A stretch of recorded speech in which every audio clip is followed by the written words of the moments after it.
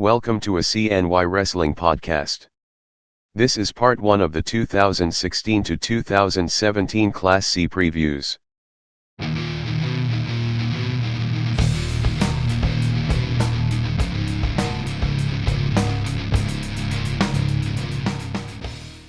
Hello everyone, welcome to another CNY Wrestling podcast and another CNY Wrestling class preview for what is now the current 2016 to 2017 high school wrestling season.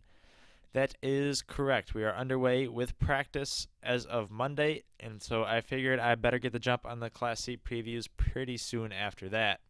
And so with that, this is going to be part 1 of the Class C previews. In this preview, we are going to cover the teams of Adirondack, the combined team of APW and Pulaski, Canastota, and Cazenovia.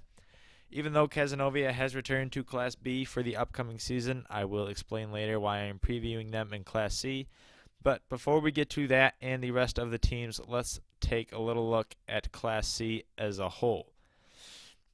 Now, make no mistake about it, Class C brings as much talent to Section 3 as any other class.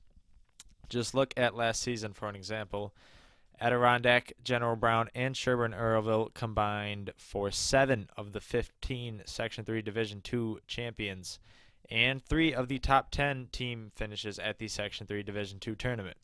Morrisville-Eaton joined in as a 4th Class C team in that top 10, and they also brought 3 sectional finalists to the SRC Arena last winter. Skinny Atlas also had a sectional finalist, and to continue showing the diversity in Class C, Canastota is a team that joins Adirondack, General Brown, and Sherburne-Earlville as Class C team champions within the last decade. Adirondack has the most titles during that span, the last 10 years, with 4, and then General Brown has 3. Canastota and Sherburne-Earlville have 1, and the now defunct program of Ilion, which has combined with Mohawk in creating Central Valley, also has 1.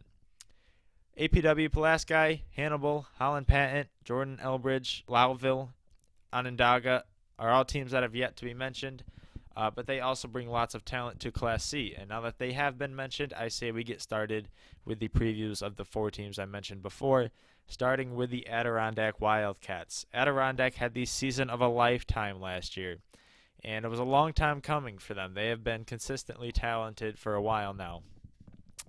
Adirondack took first as a team in the Center States League Tournament, the Section 3 Dual Meet Tournament, the Class C Tournament, the Section 3 Division II Tournament, and the New York State Division II Tournament. That is an incredible list of accomplishments for a team within a single season. And a big reason for that was the 5 wrestlers Adirondack was able to send to Albany for the state tournament last year. And the good news out of that is that 2 of them return for another crack at it all this season, starting with a defending New York State champion in Andrew Tanner. Tanner had a remarkable near 50-win season last winter, and him winning the state tournament after taking 2nd at the Class C tournament and 3rd at the Section 3 tournament was a highlight for many people. His first postseason tournament championship came at the state tournament. Now, in those state finals, Tanner avenged his losses at the class and sectional tournament to a wrestler who has since graduated. So the 285-pound class Tanner won at should be wide open for him to try and take the gold again and repeat as a champion this season. Kevin Spann is another wrestler with experience in Albany. He was a lightweight that came up just 1 match short, I believe, of earning all-state honors last year. Spann did, however, earn a Center States League championship, a Class C championship, and was a runner-up in Section 3. And that loss in the Section 3 finals was actually Spann's first of the entire season. So he started out with an incredible 45-0 record. He won his first 45 matches of the season before finally losing in the Section 3 finals and then 2 times at the New York State tournament.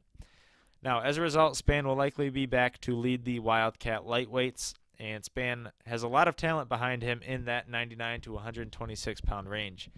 Chris Webster, Sean Banks, and Keegan Case all excelled for Adirondack last season. Banks, in particular, should be a big threat this season.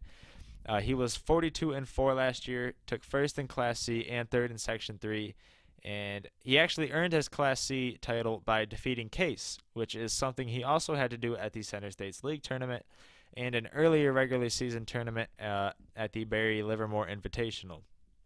Now, Case, he already has over 50 wins as just a freshman, and he took third at Center State, second in Class C, and sixth in Section 3 behind Banks at 113 pounds. Webster, meanwhile, he had nearly half of his losses come to his teammates. He took third at Center State and at Class C after losses to Spann, who we talked about earlier, at 106 pounds, and he ended up with an impressive sixth at sectionals after making the semifinals. Stone Lutz and Travis Taswell are two guys that both cracked the 20-win mark elsewhere in the Wildcat lineup. It was the second time Lutz had done so, but it was Haswell's first time, and then Haswell managed to take sixth in Class C. In the end, to wrap up Adirondack as a whole, it is a little early to tell, but I think Adirondack is going to go back-to-back with Class C championships this upcoming season. I have them in the top spot. Just in my preseason early rankings, I have them number one. We'll now move on to APW-Pulaski. They are the lone combined wrestling program in Class C to my knowledge, and they have been able to host some exceptional wrestlers within the program over the past number of years. The graduation season saw the Rebel Devils, which is another combined name that I have partially created. It saw the Rebel Devils retain most of their talent from last season, which is a positive, and as a result, I believe they will improve as a whole. Leading the way will be Nate Kronk, who led the team with 29 wins last season. Kronk picked up a number of solid wins throughout the winter, and it led to 3 tournament place finishes, including a Liberty Patriot League championship and third place in Class C, as well as a 1-2 showing at the Section 3 tournament after a little bit of an upset in the pigtail round that he was able to pull off. So with a little improvement, Kronk could be looking at a spot on the podium in Section 3 in his senior season, which should see him return as what I think is APW-Pulaski's top wrestler. Jacob Friat and Devin Mullen are 2 other seniors that could help Kronk improve the APW-Pulaski team. Friat nearly won 20 matches last season and picked up a number of decent victories, while Mullen is a former Liberty Patriot League placer that didn't wrestle past December last season. He only had, I believe, 11 matches recorded. Now, those 3 guys, I think, stand out on the APW-Pulaski roster a little bit. Outside of those 3 guys, it should be noted that the APW-Pulaski team actually has a pretty big roster, and considering no wrestler that graduated earned more than 10 victories last season, things could be on the up and up a little bit for this team. And with that, I have them bumping up a spot in Class C. They were 11th last year. I have them in 10th for my projected Class C team rankings. We'll move on now to the third team, the Canastota Raiders. In my estimation, Canastota has quietly established itself as one of the best wrestling programs in Section 3. Now, lots of Section 3 historians are aware of this from the team's success back in the 20th century. But even with the turn to the 2000s, the Raiders have consistently delivered during the wrestling season. What I have personally found intriguing about Canastota's roster in recent years is how young it is. Just 2 juniors and 3 seniors were a part of the roster last season. And while all 3 of those seniors were exceptionally talented and successful, the Raiders can return a majority of their talent for this upcoming season as well as the season after and beyond. For 2016 to 17, I expect a number of juniors to make some noise, and it starts with the highest returning placer in Ben Marshall, and then it expands to another returning placer in Doug Simmons, and then it goes to 2 exceptional wrestlers in Isaiah Domena and Marshall Bergman. Marshall really impressed in his nearly 40-win season last winter. He took third in both Class C and Section 3 after losing to an eventual New York State qualifier in both tournaments. And right now he's currently listed as having 97 career wins on CNY Wrestling. So he's been successful for a couple of years now to reach that career win total. So I'll be looking for him to crack that 100-win career mark this upcoming season. Simmons is a wrestler that did, in fact, break the 40-win plateau a season ago, and he was a heavyweight, earned his first Class C champion and second straight 5th place Section 3 finish in a year where he really established himself as one of the better heavyweight wrestlers in Class C and Section 3 overall. Domena and Bergman, meanwhile, appear that they are right on the verge of becoming bona fide contenders for whatever weight class that they wrestle in. Domena earned over 20 wins last season before appearing to have missed the second half of January and all of February due to injury. And Brusman was runner-up in Class C and has around 90 career wins as just a junior. So he's been consistently successful for the Raiders. Other underclassmen that are vital to the Canastota roster, in my opinion, are Nick Rouse, who's a sophomore, and Colby Stevens, who is a freshman. Rouse missed an entire month of action last season, but he still managed to turn it on at the end and took fourth in both Class C and Section 3. That marked his third class place finish and first Section 3 place finish in his young career. Stevens, to his credit, appears to have had missed a month of action last winter as well, before returning in January and taking fifth in Class C for the second year in a row. So, with all of this exceptional young talent on the Raider roster, I think they'll be primed to make a run at a Class C team championship this season. I actually have them as Adirondack's top challenger for that team championship. Simmons and Marshall are probably going to lead the way. Rouse as well, and then Domena, Brusman, and Stevens fill in really well. I think this is a solid team, and I think they're gonna reach their potential this year. I have them in second in my projected class rankings. Now the final team in this Class C preview is no longer a part of Class C, at least for this season.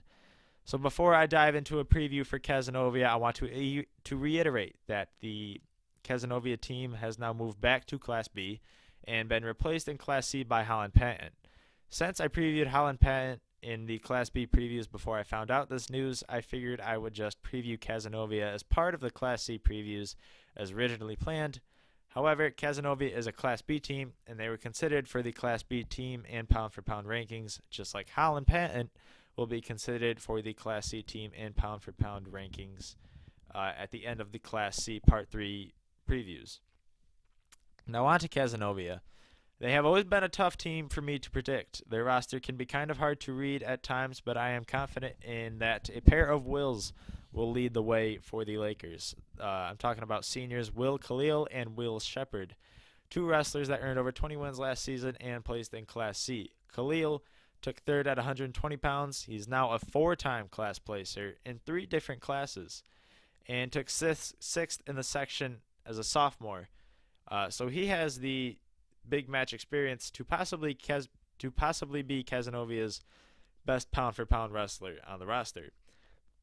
Shepard is also a four-time class placer and is even a former Class C runner-up, so it's important to note that his sixth-place finish in Class C last year is still very impressive, considering it came in the same difficult 120-pound weight class that Khalil was in. We'll move on now to junior Matt McLaughlin, who also took sixth place in Class C last season at 126 pounds. He actually earned a wild card to the sectional tournament, where he lost by just 1 point to the eventual fifth-place finisher in his bracket. So he's a talented guy. And outside of the postseason, McLaughlin took third at both the Liberty Patriot League tournament and the Cazenovia Invitational. Jacob Wells is another junior, just like McLaughlin, and another Cazenovia lightweight to keep an eye on. Wells missed a lot of time last winter due to injury, but he made a big impact when he was healthy with his runner-up finishes at the Liberty Patriot League tournament and Class C tournament. So with these four Lakers, I think they could combine to form a solid core within the Cazenovia roster. If you add in a couple pieces, if those four guys can form that solid core, Cazenovia should be just fine in their return to Class B. Now, my projected Class B finish for Cazenovia was 8th. Ironically enough, when I ranked them in Class C, I had them in the same spot.